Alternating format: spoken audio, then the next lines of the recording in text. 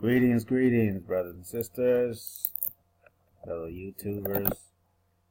So I am RasTafari over at RasTafariRedemption.com, and this is part of the video series 1955 Revised Ethiopian Constitution. Let's get into this. I'll be getting into some of these words. So, the Ethiopian Empire and the Succession to the Throne, Chapter 1. Article 1. The Empire of Ethiopia. And before I read the whole paragraph, I'm just going to break down some of these words so that it's easier and just a little more information. So, the Empire of Ethiopia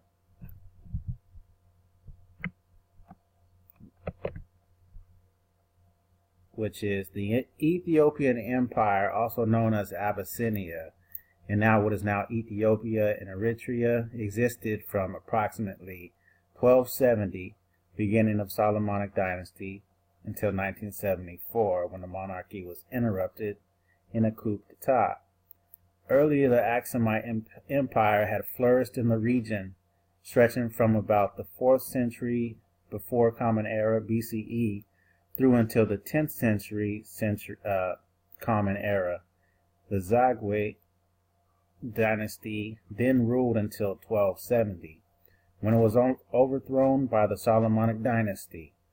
Ethiopia is one of the oldest states in the world, and the only native African nation to successfully resist the scramble for Africa by the colonial powers during the 19th century, only briefly succumbing to Italian occupation from 1935 until it was liberated during World War II. In 1896, the Ethiopians inflicted a defeat on an invading Italian army, whose acquisition of territory was confined to Eritrea, to which they added Italian Somaliland, home of an ancient African Christian church, and with a continuous civilization and cultural traditions stretching back millennia. Ethiopia, mentioned some 50 times in the Bible, became, for enslaved Africans and their descendants in the USA, a symbol of black pride and dignity. In the 20th century, the last emperor of Ethiopia took on special significance for many people of African descent as the Messiah, Mashiach, who would lead them to freedom from oppression. Against the European North American stereotype that Africa has had no civilization of its own and required a supervising, helping hand from the colonial powers to progress and develop, here was at least one example of an ancient nation-state that, although not in its current constitutional form, predates many European states. The early history of Ethiopian Empire. Human settlement in Ethiopia is very ancient, with earliest ancestors to the human species discovered. Together with Eritrea and the southeastern part of the Red Sea coast of Sudan, it is considered the most likely location of the land known to the ancient Egyptians as Punt, whose first mention dates to the 25th century before Common Era BCE. The beginnings of a state were evident in the area that would become Abyssinia by 980 BCE, before Common Era, which also serves as its legendary date of establishment. This date may have more to do with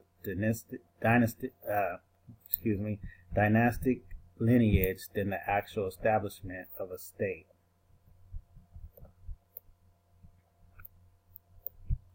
The Empire of Ethiopia comprises all the territories, including the islands and the territorial waters under the sovereignty.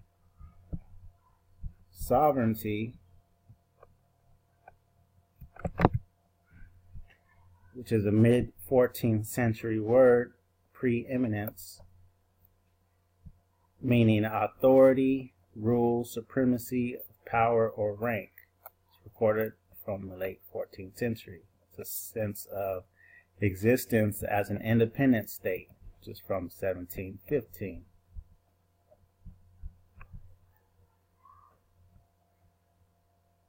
So under the sovereignty of the Ethiopian crown. The Ethiopian crown, also the Crown Council of Ethiopia, is the constitutional body which advises the reigning emperors of Ethiopia. And during an interregnum is a period of discontinuity or gap in a government, organization, or social order. This interregnum actually acts on behalf of the crown. The council's members are initially appointed by an emperor and subsequently, during this gap, is sustained in their post or replaced on the direction of the president of the council.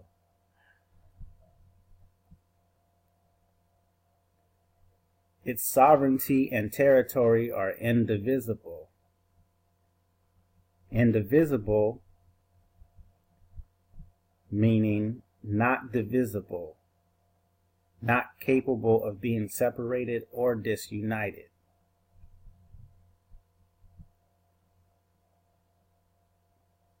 Its territories and the sovereign rights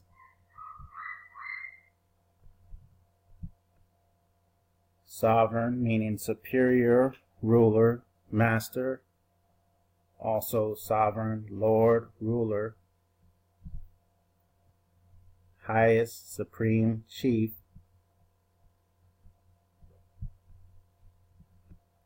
Its territories and the sovereign rights therein are inalienable.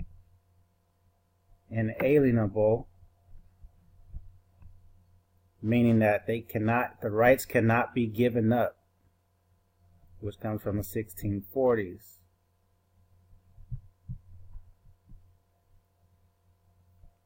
All Ethiopian subject